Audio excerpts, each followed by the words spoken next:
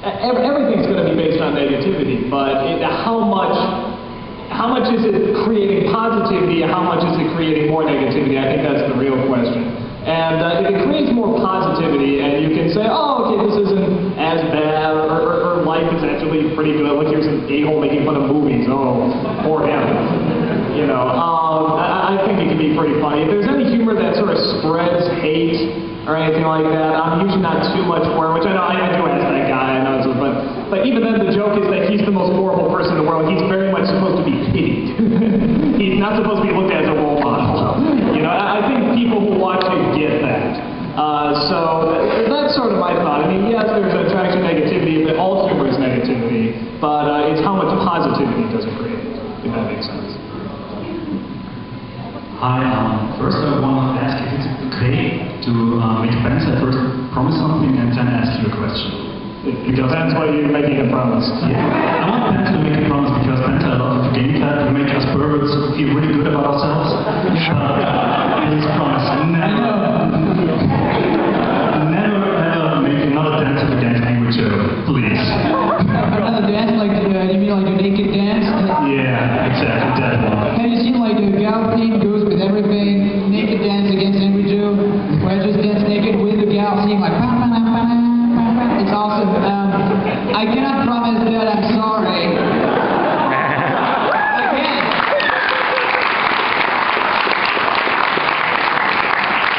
Well, one reason is that if there are ladies in the room, like, I bet they liked it a lot. So yeah, and so for that very reason, that I love my fangirls and they love me back. And occasional fanboys, I'm okay with that.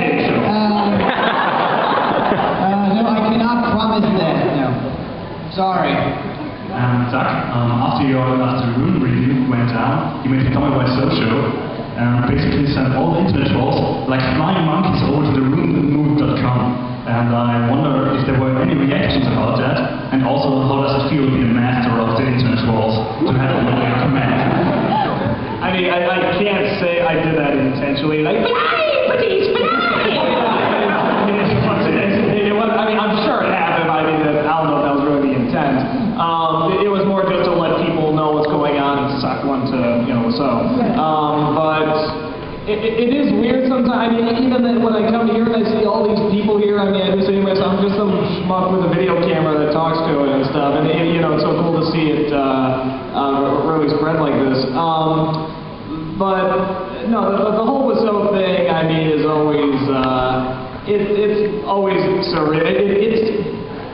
I can't be that angry at it because it's too funny. You know, it's like as soon as we got the cease and desist and the horrible written English, and we're pretty sure John is Tommy Waso. We're not, we're pretty sure.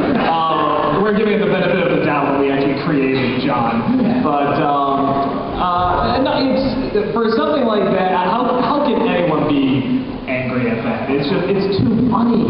It creates way too much humor to be too angry. So, you know, if they do it, okay. I mean, I'll still survive, you know, but, yeah, it's their choice. I'm not super angry at it. We're seeing if we can somehow get around it.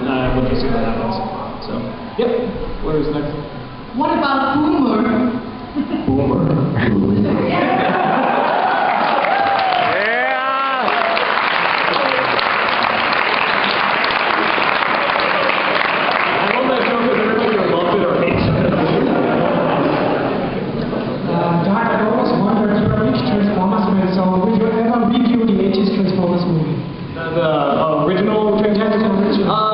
For two reasons, no. One is that Lindsay already did. I think she did better than I did.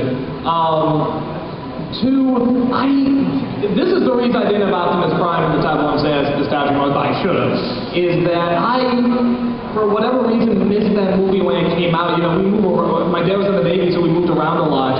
And I think I was just, I was absent when the movie was around, and I missed it, so I saw it as an adult. And as an adult, you're just like, well, that's weird, they kill everybody off. You know, it wasn't like, Optimus, no!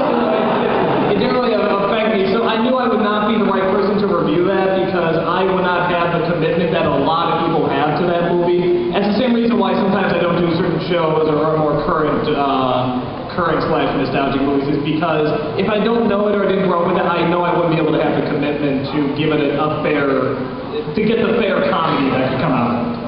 So, whoever. Okay, I would hear some few people and then I would go to the... Just pick one! Okay! That's what he does! I've got a question for all of you. What did you do before the whole that guy with the glasses thing? I graduated, when I first started, I had just graduated from being an English teacher. And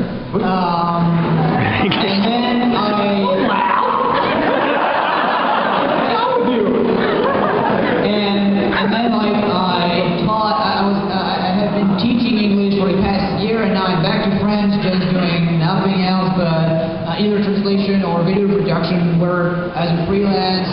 But yeah, that's about it. I'm not like fully living off thatguywithglasses.com for now, but hopefully in the future. What about you, Panda? For me, before I discovered That Guy with the Glasses, I was a really sad panda. And when I discovered the site, I was just a sad panda. Good answer. I was an illustrator designer before I did freelance doing this. And when I started doing this. And then before that, a video a lot of you probably seen is the best way to quit your job ever.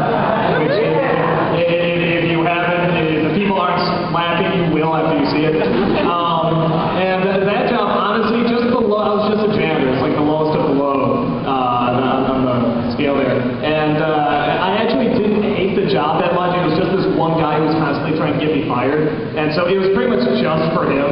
And it was right after I graduated college, too, so that, you know, we're going to call the cops. Yeah, well, that very night my folks took me on a graduation trip to Alaska, so they would be a fight. So that's why the illustrator design. Okay, I think I'd go again. Oh, and go ahead, because we have the clocks up here. When it becomes 3:30, you let us know, too. Okay, Thanks. thank you, Monkey. Here's Lost right there. Where are you? Oh, okay, I'm sorry. Never mind. Hey, can I borrow a cup of sugar? Hit yourself.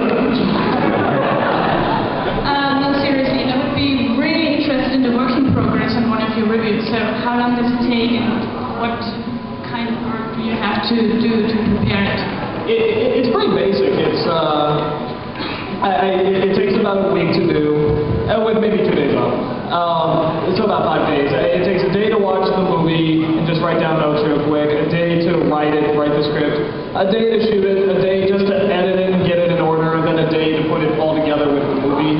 And I leave like 1 extra day as a bleed over in case it goes longer than I expected. The reason it takes that long is because, you know, I'm shooting other videos, I'm doing bum reviews and Ask That Guy and stuff like that. So yeah, about a week. That's the way it goes. okay, yeah. First of all, what killed the dinosaur? United States!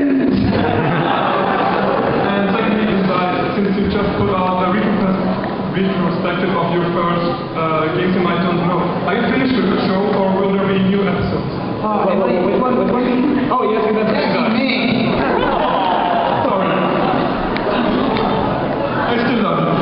Yeah. All right. So as for games you might not know, it's a show I really like to do, but it's more like, you know, when I did like an International Karate Plus and Robocop review, I was like, oh, you know, like I'm desperate. I'm really trying to put like as much jokes and stuff as possible. I really want it to be my best show, and with that, like I think that now that I'm like I should do another review, and I'm like, no, but will it be on par with like AJ Plus or Robocop 3? Like, I don't know if I have the ideas yet, but I have ideas for GameFab, for example. So when I get ideas popping in my head, like,